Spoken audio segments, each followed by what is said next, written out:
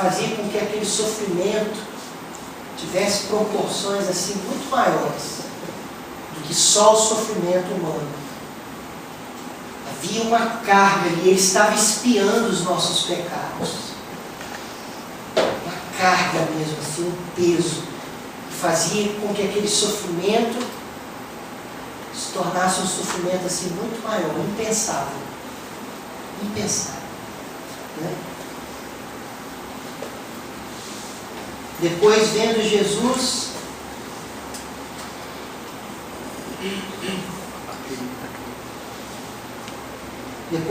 Jesus, que tudo já estava consumado, para se cumprir a Escritura, disse: tenho sede.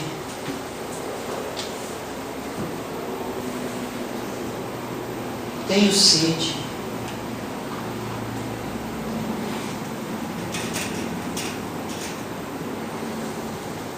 Vai, irmão, no seu coração.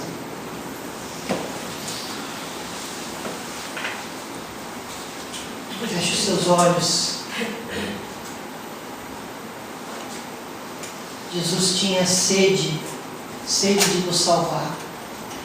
A sede de nos salvar foi muito maior do que a dor que ele sentiu. E você precisa ter sede de Deus. Vai dizendo para Jesus: Senhor, eu tenho sede. Eu tenho sede, Senhor. Tenho sede de ser todo teu. De estar em comunhão contigo. Tenho sede de te amar. Tenho sede de te adorar. Tenho sede de ficar cheio do Espírito Santo. Tenho sede, Jesus. Assim como o Senhor teve sede. Sede de mim. Tenho sede de ti, Senhor. Enche o meu coração, Jesus. De sede. Sede de ti, Senhor. Amém. Isso é muito importante nessa palavra, tenho sede. Nós precisamos ser sedentos de Deus. Entenda isso. Desejo de Deus. Desejo santo pelas coisas de Deus. Assim como eu falei na segunda palavra lá no Bom Ladrão, que nós precisamos desejar o céu. Nós precisamos viver essa vida com os olhos na outra vida, acreditar no céu. Nós não podemos viver como se a vida fosse só esse mundo aqui. Aqui essa palavra tenho sede, ela diz muito para nós. De que você tem sede? Qual é a tua sede? Qual é a tua fome? Às vezes a nossa fome, a nossa sede, ela está tão impura, ela está tão deturpada pelas coisas desse mundo. A sede que nós temos, a verdadeira sede que nós temos dentro do nosso coração humano é a sede de Deus. A sede que nós temos de ser feliz, a sede que nós temos de vencer, de superar os desafios, a sede que nós temos de prosperar. Todo mundo não tem essa sede? Todo mundo tem isso. Todo mundo tem desejo de prosperar, todo mundo tem desejo de vencer, todo mundo tem desejo de ser feliz, não é verdade? No fundo, essa sede é uma sede maior. É uma sede que vem lá de dentro, é a sede de Deus, é a sede do céu. É uma sede que foi plantada no coração do homem por Deus. Deus plantou essa sede no seu coração quando te fez. Quando te fez. Santo Agostinho dizia, né? Tarde te amei, beleza infinita, tão antiga e tão nova. Eis que estavas fora, eu estava fora e tu estavas dentro. Eu te procurei fora, mas você estava dentro. Essa sede que às vezes a gente tem, essa sede de Deus que todo mundo tem, às vezes impulsiona a gente para as coisas erradas. O demônio, ele não cria nada, ele se deturpa. Ele deturpa aquilo que Deus fez. Deus colocou em nós a sede do infinito. Deus colocou em nós a sede do amor. Deus colocou em Isso está dentro de nós. Às vezes a pessoa não é capaz de perceber que tem dentro dela uma sede de amor, uma sede de santidade, uma sede de infinito. Ela acha que a sede que ela tem, essa sede que ela tem de vencer, essa sede que ela tem de vitória, essa sede que ela tem de ser feliz, é só, não, é muito mais. É ontológica. Ela está lá dentro. O demônio vem e nos ataca nessa sede. E aí leva uma pessoa às drogas, leva uma pessoa ao alcoolismo, leva uma pessoa para a prostituição, leva uma pessoa para a pornografia, leva uma pessoa para tantas dependências que existem. Ele vai lá e ataca a pessoa nessa sede, né? Como se ele dissesse assim: eu sei que você tem sede, eu sei que você tem sede, eu vou te dar algo que vai preencher a sua sede. Só que tudo aquilo que ele dá só faz a pessoa ficar com mais sede ainda. Não foi assim? Jesus disse: tem sede. Molharam a esponja onde? No vinagre deram para ele, para que ele tivesse mais sede. É assim que o demônio faz com a gente. A gente tem sede, a gente diz: eu tenho sede de ser feliz. Aí o demônio vai lá e molha no vinagre e dá para a gente, para que a gente tenha mais sede ainda. Para que a gente tenha mais sede ainda. Tudo aquilo que o demônio dá para preencher a nossa sede, só faz a gente ficar com mais sede. A única coisa que preenche o coração do homem é o amor de Deus. Você tem certeza disso? Isso aqui é como 2 e 2 com 4. Há no coração do homem um vazio do tamanho de Deus, dizia Santo Agostinho. Só Deus preenche esse vazio. Só Deus. Se por um lado a sede de Cristo éramos nós, a nossa sede tem que ser Ele. Ó, o dedo aponta à lua. O imbecil olha para o dedo ao invés de olhar para a lua. Né? A gente diz assim: olha lá, aí a pessoa olha para o dedo. Não, o dedo aponta à lua. Olha para a lua. Os seus impulsos, os impulsos que você tem, os impulsos humanos que todos nós temos, eles apontam para Deus. Tudo bem, talvez eles tenham sido estragados pelo pecado, influenciados, deturpados, desordenados, né? Os nossos impulsos, as nossas potências, elas foram desordenadas pelo pecado, mas elas apontam para Deus. Você precisa ir além dos seus impulsos. Você precisa perceber para onde está apontando os seus impulsos, para onde as suas necessidades humanas estão apontando. Para onde? Para onde as suas necessidades estão apontando? Mesmo as necessidades fisiológicas. Por exemplo, nós temos o impulso da sexualidade. Todo ser humano tem esse impulso dentro dele, essa força, né? A sexualidade é uma força dentro do ser humano. É uma força. Uma força, às vezes, uma força que às vezes até domina a pessoa. É uma força. A gente tem que saber lidar com as forças que existem dentro de nós. Enquanto existe essa força da sexualidade, Deus olha para nós e pede a castidade. Aí se parece antagônico? Não. Foi Deus que criou o sexo. Não foi o ser humano que inventou o sexo, não, foi Deus. Mas Deus criou o sexo para ser uma expressão de amor. Amor. Quando o sexo é amor, entrega de um para o outro, para sempre. Doação da vida um para o outro, expressão de uma união em Deus. O sexo é santo, é castidade. Você sabia que o sexo feito dentro da dimensão do amor de Deus é casto? Castidade matrimonial, não é celibato. Então veja, é um impulso, mas que tem que ser ordenado para o amor. Tudo em nós tem que ser reordenado para o amor. O pecado desordenou as nossas forças interiores, elas foram desordenadas pelo pecado. A nossa luta pela santidade e a nossa vida de oração, a nossa vida sacramental, nos ajuda a ordenar as nossas faculdades naturais, as nossas potências humanas precisam estar ordenadas para o amor, ordenadas para Deus, ordenadas para Deus.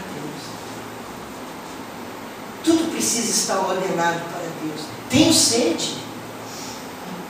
Você também tem sede. Você vai beber o que? Água ou vinagre? Água ou vinagre você vai beber para matar a tua sede. Porque quando Jesus estava crucificado, deram foi vinagre para ele. E pela acidez aumentou-se mais ainda a sede dele. Tenho sede, todos nós temos uma sede. Mas no fundo a nossa sede é sede de Deus. É sede. Por isso que quando uma pessoa se encontra com Deus, uma pessoa que faz uma experiência autêntica e verdadeira com a pessoa de Deus, essa pessoa ela faz uma experiência de realização pessoal. Você pode ver como isso é verdade. Você pode ver como, note, como a experiência autêntica de Deus conduz à maturidade humana. Quanto mais uma pessoa cresce na experiência de Deus, mais madura ela se torna como ser humano, mais capaz de enfrentar os problemas, lida com as situações de uma maneira diferente. Muitas vezes pessoas que fazem uma experiência autêntica de Deus, eram pessoas assim, surtadas, destrambelhadas e se tornam equilibradas, meu Deus, parece até milagre. Parece até milagre. Parece até milagre. É milagre mesmo, um milagre, né? A ação de Deus na vida da pessoa. Porque quando a gente se encontra com Deus, já se inicia esse processo de reordenar, né, a nossa vida, reordenar tudo para Deus, tudo para o amor. É o caminho do amor. Todas as coisas naturais, todas as coisas da sua vida natural, todas as coisas da sua vida natural, suas faculdades humanas, suas potências, as forças interiores que você tem dentro de você, precisam ser ordenadas para o amor. Me fale outra força interior que você tem dentro de você. Temperamento, né? O temperamento é uma força que a gente tem dentro de nós, é uma força, né? Tanto que a gente costuma até dizer assim, fulano tem um temperamento difícil. Já viu isso? Fulano tem um temperamento difícil. Quer dizer que quando a gente diz isso, é dizer que o sujeito é bravo, é nervoso, né? Ou quer mandar em tudo, tem que ser tudo do jeito dele. A gente diz que o sujeito tem um temperamento difícil. Ou então a gente diz assim, meu fulano é muito difícil, nossa, difícil. É uma força dentro da gente, né? Agora é bacana quando você encontra uma pessoa que tinha aquela força, que era destrutiva, e a pessoa ela não anula aquela força, ela reordena a força, ela canaliza aquela força para o bem. O que Deus faz com a gente é isso. Você pensa que Deus ele corta as coisas da nossa vida? Ele não corta, não. Ele potencializa e coloca aquilo na direção certa. Coloca aquilo na direção certa. São Paulo, por exemplo, era um homem colérico, enérgico, né? Vingativo, assim, há uma impressão, assim, né? De que ele era, né? Antes de se converter, a Bíblia diz que ele respirava ódio pelos cristãos. A Bíblia diz, hein? A Bíblia diz que Saulo respirava ódio pelos cristãos. Foi lá, testemunhou o assassinato de Santo Estevão, perseguia os cristãos, mandava prender, mandava matar. E aí ele se encontra com Jesus. Toda essa energia dele, toda essa sagacidade dele, essa violência que ele tinha dentro dele, foi colocada a serviço do Evangelho. Olha só, nós devemos a evangelização a esse homem, nós aqui do Ocidente. O Evangelho só chegou a nós porque ele teve a coragem e a ousadia de evangelizar os gentios, os pagãos. Ele colocou todo o empreendedorismo dele, toda a força dele a serviço da da evangelização, a serviço da experiência que ele tinha feito. Você tem uma sede dentro de você. Qual é a sua sede? Eu estou perguntando mesmo, qual é a sua sede? Você precisa direcionar a sua sede para Deus. Você precisa descobrir que a sede que você traz, ser feliz, de vencer, de tudo, é sede de Deus. Canalize para Deus. Canalize para Deus. Canalize para Deus. No momento que você... nós somos cristãos. Nós não somos cristãos? Você é cristão, eu sou cristão. Nós estamos na caminhada. Mas em algum momento a sua fé vai ser provada. A Bíblia diz que a nossa fé é provada. A Bíblia diz isso. Isso é o princípio da Bíblia. Isso não tem como. Toda pessoa que se converte, em algum momento ela vai ser provada. A fé dela vai ser colocada à prova para que se torne comprovada no final. Se você não tiver sede de Deus, na hora que a coisa apertar, pode ser que a situação difícil seja mais forte que o amor que você tem no seu coração, que a fé que você tem. Aqui não, aqui o abandono que Jesus estava sentindo na cruz do Calvário, a sede que ele tinha, era muito maior do que aquela dor, né? Então ele disse, não, vale a pena, eu vou aguentar, eu vou até o fim. Eu vou até o fim, não vou desistir. E quando o problema chegar, você vai desistir? Quando o problema chegar, eu vou desistir? Quando a perseguição bater na porta da minha casa, eu vou desistir? Quando a perseguição chegar, quando a injustiça chegar, porque ela chega, tá? Ela chega. Não pense que ela não chega, porque ela chega. Uma hora ela chega, a injustiça. Uma hora a perseguição chega.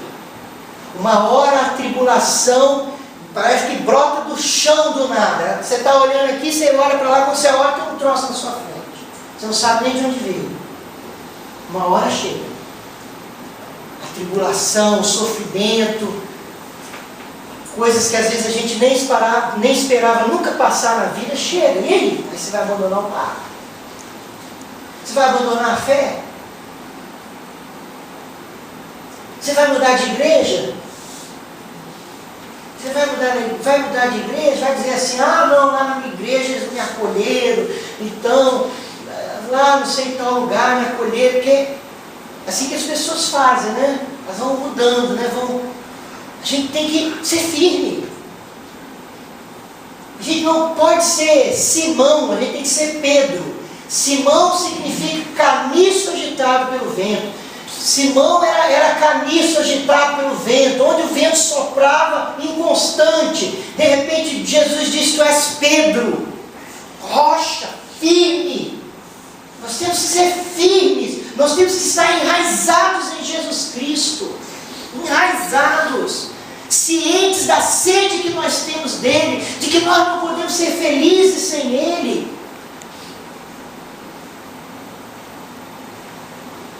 E aí vem a sexta palavra, né?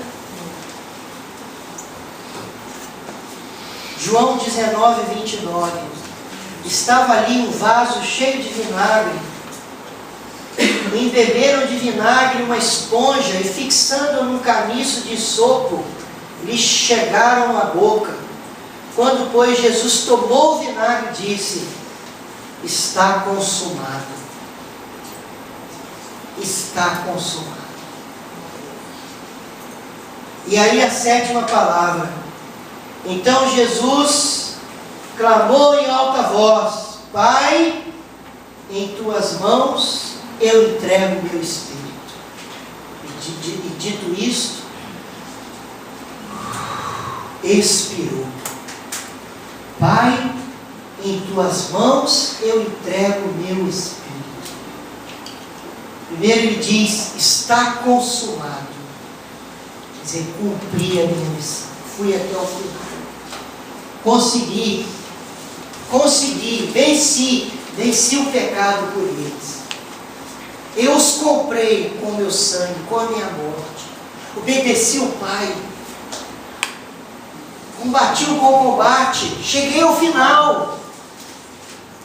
recebeu a coroa. Está consumado, né? Depois vai receber a coroa, né? 3 dias depois. Está consumado. E depois ele diz: Pai, a 7ª palavra: Pai, em tuas mãos eu entrego o meu espírito. Em tuas mãos entrego o meu espírito. Pai, em tuas mãos entrego o meu espírito. Pai, em tuas mãos entrego o meu espírito. Entregou o Espírito. E depois nós recebemos esse Espírito, o Espírito Santo. É muito interessante a ligação dessas duas palavras, né? Quando Jesus diz está consumado, ele cumpriu a missão dele de vencer o pecado, de conquistar para cada um de nós uma vida nova. Entrega-se ao Pai, e ao terceiro dia ele ressuscita. Ao terceiro dia ele ressuscita, e depois, quando ele aparece aos apóstolos, ele diz: recebam o Espírito Santo, e sopra sobre eles. Ele já tinha morrido, ele já tinha ressuscitado, ele tinha suportado o horror da cruz, morreu, tinha ressuscitado, e agora, depois de ter passado por tudo que ele passou, agora sim ele podia dar o Espírito. Ele podia dar o Espírito Santo a todos os homens. A todos os homens. Jesus Cristo morreu e ressuscitou para que nós pudéssemos ter o Espírito Santo como inabitação em nós. Jesus Cristo morreu e ressuscitou para que nós recebêssemos o dom do Espírito. O dom do Espírito é o dom da ressurreição. É a isto que se aplica a palavra está consumado, quer dizer, pronto, alcancei o dom do Espírito para eles. Agora eles poderão receber o Espírito Santo, se assim o quiserem. Se assim o quiserem. Porque nós recebemos o Espírito Santo primeiro pela fé, mas também pelo batismo. Pela fé, quem crer e for batizado será salvo. Quem crer e for batizado receberá o dom do Espírito. O dom do Espírito Santo está consumado. Pai, em tuas mãos eu entrego o meu Espírito. E ele então conquistou para nós o dom do Espírito. O que é o dom do Espírito?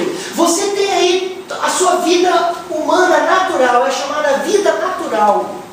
A vida humana natural. Como é a sua vida humana natural? Você tem as faculdades naturais do seu corpo, da sua existência natural. Você não tem? Você tem a faculdade de pensar, você tem a faculdade de sentir, você tem a faculdade da lembrança, da memória, você tem a faculdade de se expressar, de se comunicar. São faculdades humanas naturais. Mas quando então Deus derrama sobre nós o seu Espírito pelos méritos de Jesus Cristo, nós recebemos um organismo sobrenatural.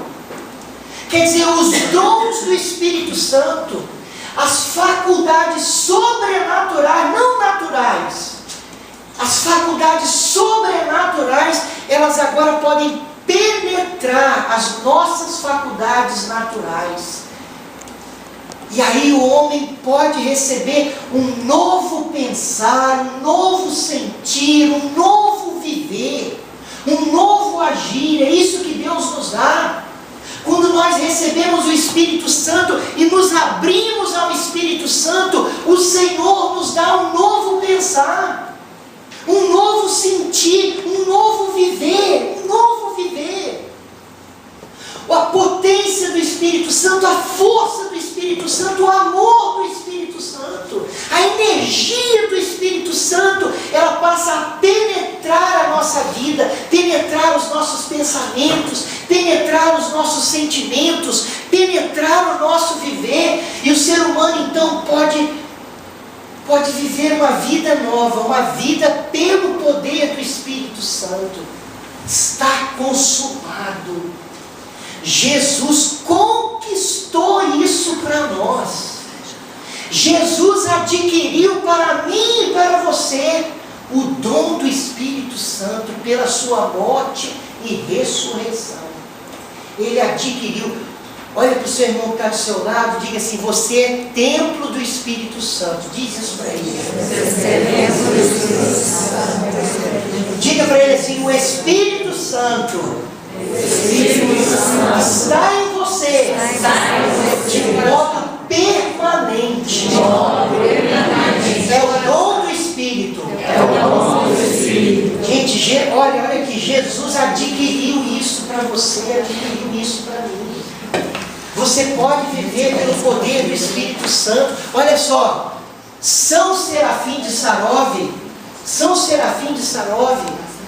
padre lá da Rússia, ele dizia o seguinte: tudo aquilo que nós fazemos, as orações, os jejuns, a caridade, as penitências, tudo que nós fazemos para adquirir o Espírito Santo que nos foi dado.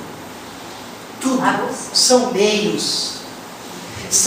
Aí nós oramos, nós nos servimos dos sacramentos, nós nos servimos da vida de oração, de tudo.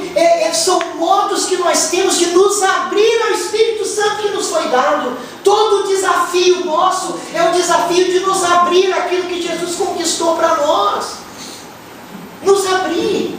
Se você se abrir aquilo que Jesus conquistou para você e foi colocado em você, o Espírito Santo vai fluir. Olha só, as águas que estão dentro de você precisam fluir. Elas estão aí, paradas.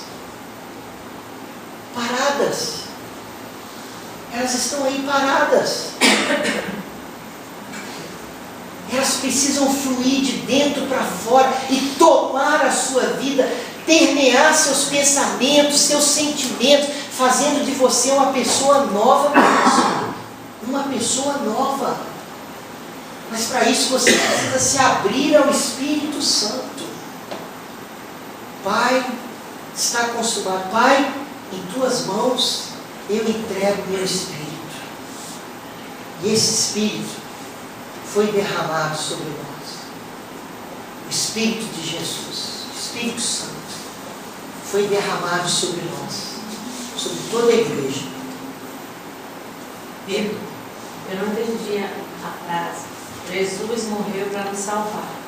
Então ele morreu para nos salvar, para trazer esse Espírito Santo para a gente. Antes não existia? Existia, mas a gente perdeu, né? A gente perdeu, não perdeu? Com o pecado? A gente perdeu com o pecado. Nós participávamos da vida de Deus, participávamos da vida divina, mas com o pecado nós nos desvestimos disso. E quando Jesus